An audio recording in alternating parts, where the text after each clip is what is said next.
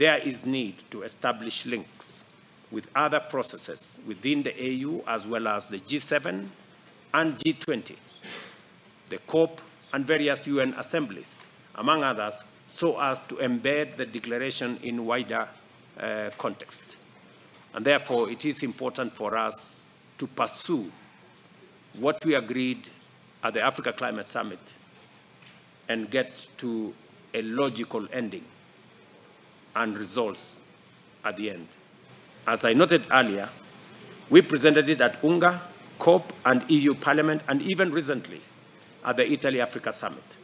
But it has to be a continuous process that keeps the declaration alive and followed up to inform political processes and draw attention to gaps and also opportunities and refine them even as we make progress. The world prepares for the Baku-Belém COP in 2024 and 2025 and submission of a new NDC by 2025 to incorporate plans for scaling up renewables and transitioning from fossil fuels as agreed in Dubai.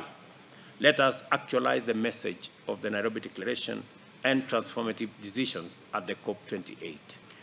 The Nairobi Declaration makes it clear that this requires broadly 4 categories of action.